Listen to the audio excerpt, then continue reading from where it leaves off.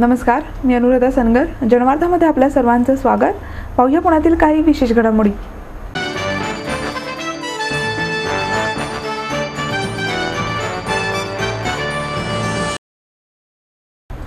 नवीन गायकांचे चांगले गायन असूनही संधी दिली जात नाही अशी खंत ज्येष्ठ गायक सुरेश वाडकर यांनी व्यक्त केली. शरद क्रीडा व सांस्कृतिक प्रतिष्ठानच्या वतीने उपमुख्यमंत्री अजित पवार यांच्या हस्ते वाडकर यांना स्वर्गीय राम कदम कलागौरव पुरस्कार देऊन सन्मानित करण्यात आले. त्यावेळी ते बोलत होते. कलागौरव पुरस्कार अजितदादा पवार यांच्या शुभ हस्ते सुरेश वाडकर यांना या ठिकाणी प्रदान करण्यात आले.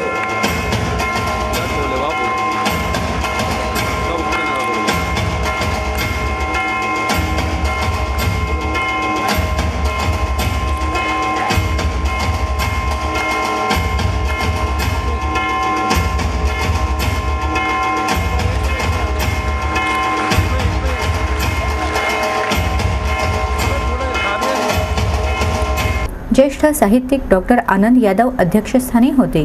या प्रसंगी महापौर चंचला कोदरे, डॉक्टर के.एच. संचेती, दरोडेजोग प्रॉपर्टीजचे सुधीर दरोडे, विजय कदम, श्यामल गायकवाड, अंकुश काकडे, प्रतिष्ठानचे अध्यक्ष लक्ष्मीकांत खाबिया उपस्थित होते.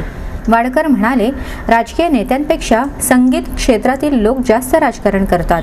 या क्षेत्रातील 10 लोक जर मंत्रालयात जाऊन बसले तर सर्व राजकारण्यांना राजकारण काय असते ते शिकवतील. संगीत क्षेत्र कलुषित झाले आहे. ते पुढे म्हणाले, राम कदम यांनी त्यांच्या काळात अनेक नवीन गायकांना संधी दिली, मात्र अशी माणसे सध्या खूप कमी दिसतात. नवीन मुलांना संधीच मिळत नाही. आयुष्यात कदम यांच्यासारखे गोड संगीतकार खूप कमी पाहिले. वाडकर यांनी संगीत क्षेत्रातील राजकारणावर स्पष्टपणे खंत व्यक्त केल्यानंतर अजित पवार यांनी त्याला दुजोरा दिला. कला क्रीडा क्षेत्रात आमच्यापेक्षाही जास्त राजकारणी असल्याचे ते म्हणाले. तसेच स्पष्टपणे बोलणारी माणसे आपल्याला अधिक भावतात, मात्र कधीकधी स्पष्ट वक्तेपणामुळे अनेक अडचणींनाही सामोरे जावे लागते. याचा अनुभव मी घेतला आहे. त्यामुळे हार न मानता त्यांना सामोरे जावे लागते, असे पवार यांनी सांगितले. राम कदम यांनी गीतकारांच्या शब्दांना अस्सल मराठी मातीतले संगीत दिले, त्यामुळे रसिकांना ती गीते अधिक भावली. मराठी चित्रपट संगीताला एक वेगळे परिमाण मिळवून दिले. राम कदम यांच्या शब्दांची जादू अजूनही रसिकांच्या मनावर आहे. त्यांच्या संगीताने अनेक गीते अजरामर झाली.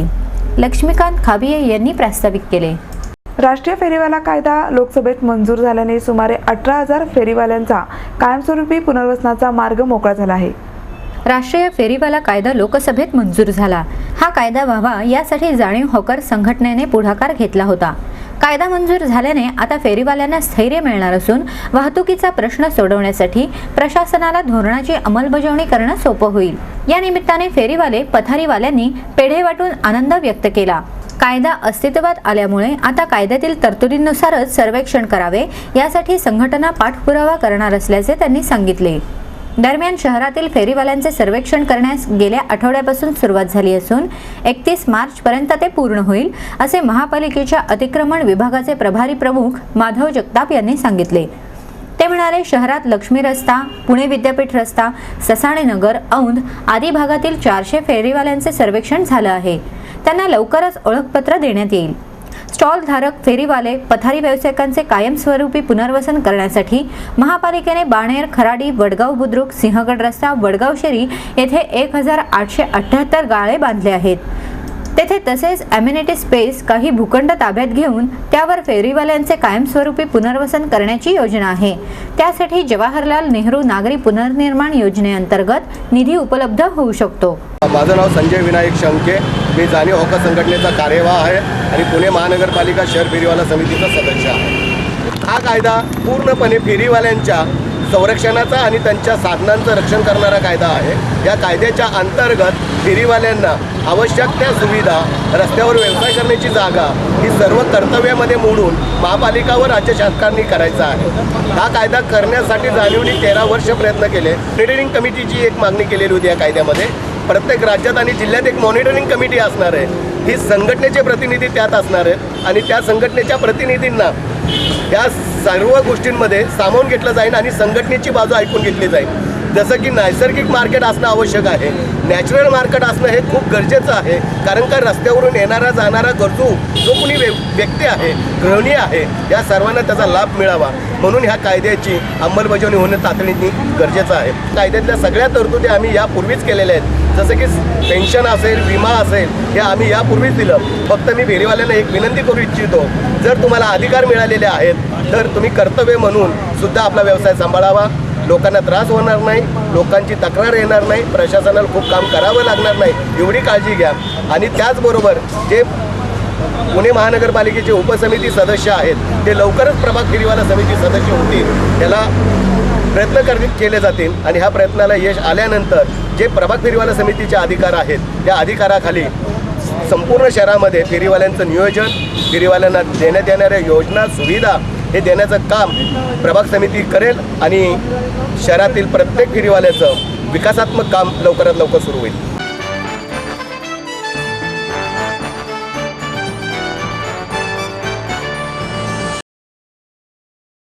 एडमिशन के साथ अपॉइंटमेंट लेटर भी.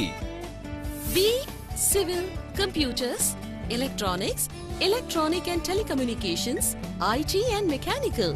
MA Computers, Electronics, IT and Mechanical, Diploma Engineering, Mechanical and Computer, MBA Finance, HR and Marketing, BCA, BBA, MBA and MCA for Engineering और साथ ही D.Pharm, B.Pharm और M.Pharm भी.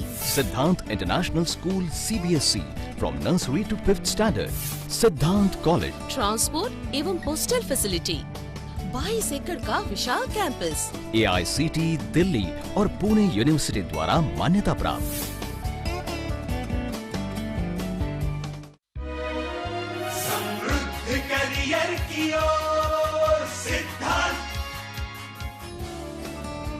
सिद्धांत कॉलेज, सुदुमरे, पुणे. एडमिशन के लिए आज ही call करें या लॉग ऑन करें.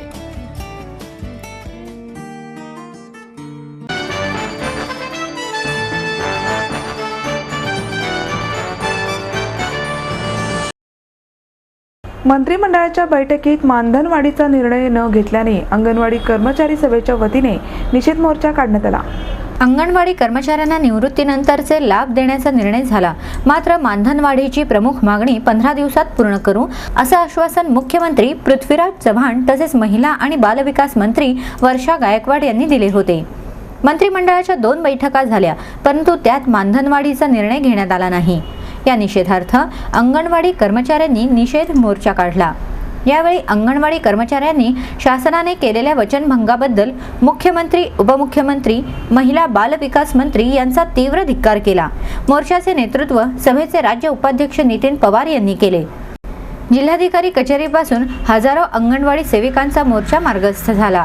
यावेळी सेविकांनी मानधन नको दयेचे, वेतन हवे हक्काचे, भाऊबीज नको मेहरबानीची, बोनस हवा हक्काचा अशा घोषणा दिल्या. लोकसभा निवडणुकीची आचारसंहिता सुरू होण्यापूर्वी राज्य शासनाने मानधनवाढीचा निर्णय न घेतल्यास अंगणवाडी कृती समितीच्या वतीनं भायखळा ते आझाद मैदान पायी लॉंग मार्च 25 फेब्रुवारीला काढण्याचा इशारा यावेळी झालेल्या महासभेत घेतला. 25 फेब्रुवारीला काढण्याचा इशारा यावेळी झालेल्या सभेत घेण्यात आला. विभागीय महिला व बालविकास उपायुक्त रवी पाटील यांनी शिष्टमंडळाने निवेदन दिले. स्वातंत्र्य सैनिकांच्या वंशजांचे संमेलन पुण्यात होणार आहे या मागणीकडे मस्तवाल सत्ताधाऱ्यांनी दुर्लक्ष केले आहे. महापालिकेच्या बजेटवर सर्वसाधारण सभेत चर्चा सुरू आहे. स्थायी समितीने सादर केलेल्या बजेटमध्ये शिवसेना आणि भाजपच्या नगरसेवकांना सत्ताधाऱ्यांच्या तुलनेत अत्यंत कमी बजेट देऊन सापत्नपणाची वागणूक दिल्याची टीका केली. शहराचा विकास करत असताना शहर डोळ्यासमोर ठेवणे आवश्यक आहे. अंदाजपत्रकात व्यक्ती डोळ्यासमोर ठेवून तरतुदी करण्यात आल्या आहेत. असे झाल्यास शहराचे वाटोळे होण्यास वेळ लागणार नाही. प्रत्येक अंदाजपत्रकामध्ये महिला स्वच्छतागृह, बचत गटांसाठी बचत बाजाराची तरतूद करण्यात येते. मात्र हे प्रकल्प पूर्ण कधी होणार? महिलांसाठी प्रत्येक वर्षी तरतूद केली जाते मात्र ती नावालाच असते. बालगंधर्व रंगमंदिरावर कोट्यवधी रुपये मागील वर्षामध्ये खर्च करण्यात आले असून समस्या अद्याप सुटलेल्या नाहीत. स्वच्छ संस्थेवर आपण लाखो रुपये खर्च करतो मात्र कचऱ्याचे वर्गीकरण व्यवस्थित होत नाही. कचऱ्यासाठी अनेक योजना करण्यात आल्या असताना कचऱ्याचा प्रश्न कायम आहे अशी टीका भाजपच्या नगरसेविका मुक्ता टिळक यांनी केली. लोकमान्य टिळक यांची मंडेलामधून सुटका झाल्याच्या घटनेला 100 वर्षे पूर्ण होत आहेत.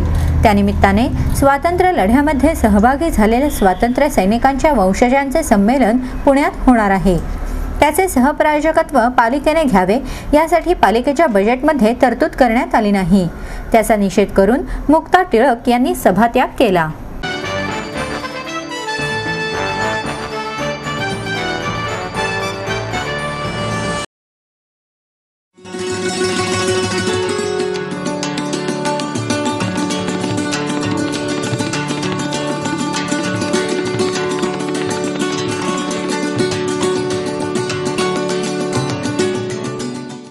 माहेर सोडून सासरी आले.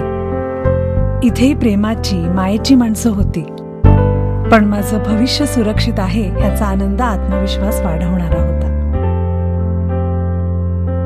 समृद्ध Jeevan multistate multipurpose cooperative society limited. गुंतवणूक भावनांची, आनंद लक्षावधीचा. Samruddha Jeevan multistate multipurpose cooperative society limited.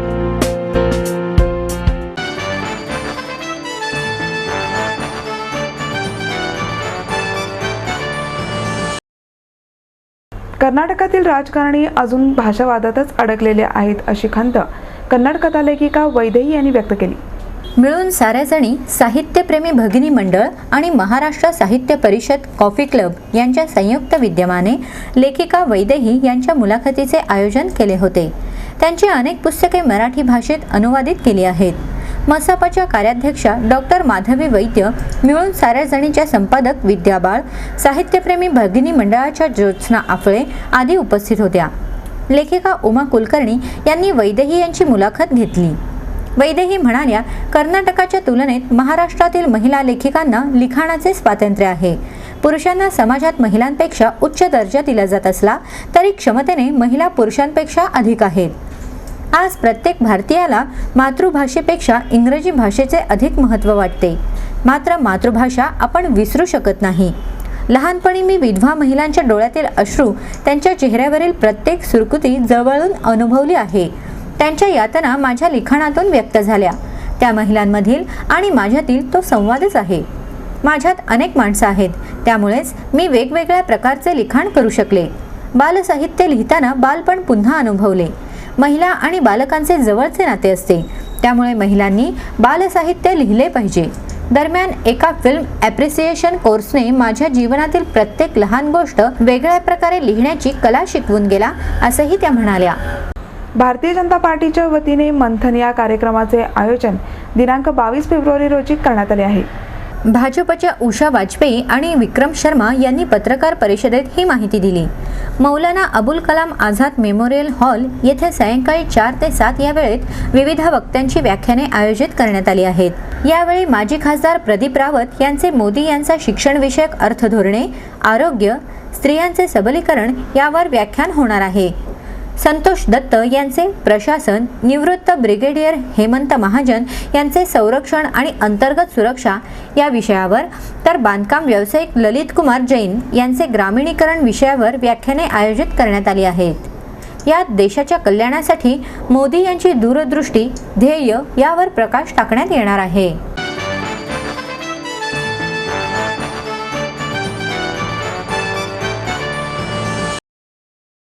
आई वडिलांनी पै जमवून मला शिकवण्याचा निर्णय घेतलेला कळत होता.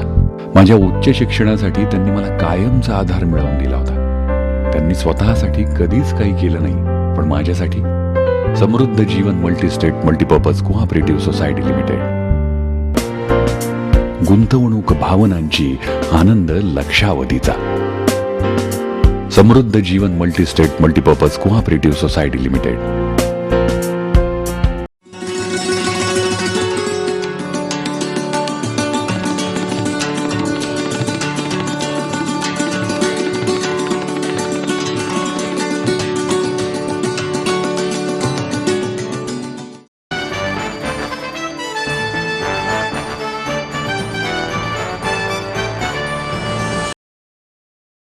चंद्रसूर्य रंगभूमीतर्फे आयोजित स्वर्गीय वसंतदादा पाटील स्मृती करंडक आंतरशालेय एकांकिका स्पर्धेत पारंब्या ही एकांकिका सर्वोत्कृष्ट ठरली. स्वर्गीय वसंतदादा पाटील स्मृती करंडक आंतरशालेय एकांकिका स्पर्धेचे यंदा रौप्य महोत्सवी वर्ष होते. विजयी स्पर्धकांना ज्येष्ठ अभिनेते डॉक्टर श्रीराम लागू आणि ज्येष्ठ साहित्यिक डॉक्टर आनंद यादव यांच्या हस्ते पारितोषिकाचे वितरण करण्यात आले. या प्रसंगी चंद्रसूर्य रंगभूमीचे अध्यक्ष ॲडव्होकेट राजेंद्र सूर्य, नाट्य परिषदेच्या पुणे शाखेचे अध्यक्ष सुरेश देशमुख, राजाभाऊ चव्हाण, नगरसेवक मिलिंद काची, अरविंद सूर्य आदी उपस्थित होते. दिग्दर्शन आणि लेखनाचे प्रथम पारितोषिक अमोल जाधव यांना तर द्वितीय पारितोषिक प्रतिभा तापकीर यांना देण्यात आले. तसेच सोनाली टाकळकर या विद्यार्थिनीने लिहिलेल्या पोरकी या एकांकिकेला विशेष पारितोषिक देण्यात आले. बांधकाम कामगार संघटनेने त्यांच्या विविध प्रलंबित मागण्यांसाठी कामगार आयुक्तालयावर मोर्चा काढून निदर्शने केली. बांधकाम कामगार संघटनेच्या अध्यक्षा शुभा शमीम, सरचिटणीस ॲडव्होकेट विशाल जाधव, खजिनदार Sanjay Khomane, centre of Indian trade युनियनचे अध्यक्ष अजित अभ्यंकर, C2चे उपाध्यक्ष सतीश चव्हाण, सरचिटणीस वसंत पवार यावेळी उपस्थित होते. स्वस्त दरात धान्य, ओळखपत्र, मतदानपत्र अशा अनेक गोष्टींपासून बांधकाम कामगार वंचित आहेत. वेळोवेळी सरकारकडे मागण्यांचे निवेदन देऊनही सरकार बांधकाम कामगारांकडे दुर्लक्ष करत आहे. राज्यामध्ये बांधकाम कामगारांच्या कल्याणासाठी शहरी भागाच्या प्रत्येक बांधकामाच्या मूल्यावर 1% कर आकारण्यात येतो. या कराच्या माध्यमातून सरकारकडे सुमारे 2000 कोटी रुपये जमा झाले आहेत. मात्र या रकमेच्या 1% रक्कमही अद्यापपर्यंत बांधकाम कामगारांच्या कल्याणासाठी वापरण्यात आली नाही. बांधकाम कामगारांच्या कल्याणासाठी तयार केलेल्या योजना म्हणजे फक्त कागदी घोडे नाचवण्याचा प्रकार आहे, असे ॲडव्होकेट जाधव यांनी सांगितले. शमी म्हणाल्या, बांधकाम कामगार हा निर्मित विकासाचा पाया असतो. देशाचा विकास हा बांधकाम क्षेत्रावर अवलंबून असतो. बांधकाम कामगारांकडे दुर्लक्ष म्हणजे एक प्रकारे देशाच्या विकासाकडे दुर्लक्ष करणे होय. सरकारने संपूर्ण राज्यभरातून जवळजवळ 2200 कोटी रुपये बिल्डर लोकांकडून जमा केलेले आहेत कामगारांच्या कल्याणासाठी. परंतु त्यामध्ये साधारणतः 0.1% रक्कमसुद्धा बांधकाम कामगारांच्या कल्याणावर खर्च झालेली नाही. राजरोसपणे सरकार संपूर्ण एसट्यांवर, संपूर्ण जिथे तिथं वर्तमानपत्रातून जाहिराती करते बांधकामांच्या कल्याणासाठी, परंतु रक्कम खर्च करत नाही. ही पूर्णपणे कामगारांची फसवणूक आहे आणि धुळपेक आहे. आणि याचा निषेध करण्यासाठी अनेक प्रस्ताव या कार्यालयामध्ये आम्ही कामगार आयुक्त कार्यालयामध्ये दाखल केलेले आहे. या प्रस्तावावर कोणतंही कामकाज होत नाही. रक्कम खर्च करण्याचे यांना अधिकार दिलेले नाही आहेत. त्यामुळे ही कामगारांची पूर्णपणे फसवणूक आहे. लाखो कामगार हा देशातला 2 नंबरचा उद्योग आहे. सर्वात जास्त काम करणारा उद्योग म्हणजे बांधकाम कामगार उद्योग आहे. असा सुद्धा या कामगारांच्या कल्याणासाठी सरकारकडनं कोणताही ठोस उपाययोजना होत नाही. आणि म्हणून याचा जाब विचारण्यासाठी संपूर्ण जिल्ह्यातून या ठिकाणी कामगार आलेले आहेत आणि याचा निषेधचं धरणं आंदोलन या ठिकाणी होत आहे. आणि आमची मागणी ही आहे की ज्या योजनेचे प्रस्ताव दाखल झालेले आहेत ते प्रस्ताव मान्य करण्यात यावेत. कामगारांचे जे म्हणजे घर बांधणीसाठी प्रस्ताव दाखल झालेले आहेत, शिष्यवृत्तीचे प्रस्ताव आहेत, प्रसूतीचे प्रस्ताव आहेत, औषधोपचाराचे आहेत, हे प्रस्ताव तातडीने निकाली लागावेत. आणि कामगारांच्या पत्रामध्ये जे तुम्ही त्यांच्या कल्याणासाठी म्हणून गोळा केले त्यांच्या पत्रामध्ये काहीतरी पडावेत अशी मागणी आणि तीव्र भावना संपूर्ण बांधकाम कामगार व्यक्त करत आहेत. आणि त्याचा कार्यक्रम संपूर्ण राज्यभरात सुरू आहे. सध्या आज कोल्हापूरमध्ये 5000 कामगारांनी कामगार मंत्र्यांच्या घराला घेराव घातलेला आहे. तिथं 5000 कामगार आहेत. तर हे याकडे सरकारने लक्ष द्यावं आणि फक्त निवडणुकीच्या तोंडावर घोषणा करून थांबू नये, तर काहीतरी कल्याणासाठी 2 पावलं पुढे यावं असं आम्ही आव्हान आणि मागणी या निमित्ताने करत आहोत.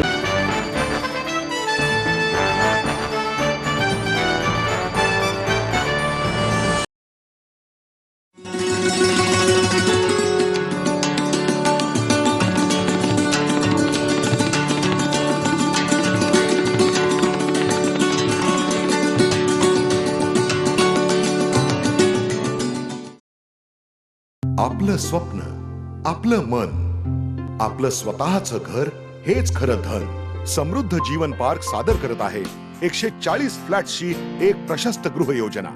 कात्रज कोंढवा रोडवर बिबवेवाडीपासून फक्त 2 किलोमीटर अंतरावर आपल्या आर्थिक गणितात बसणारे 1 व 2 BHK फ्लॅट्स. तब्बल 3 मजली पार्किंग सह ऐसपैस गार्डन, क्लब हाऊस आणि इतर सुविधांनी सुसज्ज. बुकिंग साठी संपर्क 9850 937 373 9850 947 373. समृद्ध जीवन, नांदी सौभाग्याची, सुरुवात प्रगतीची.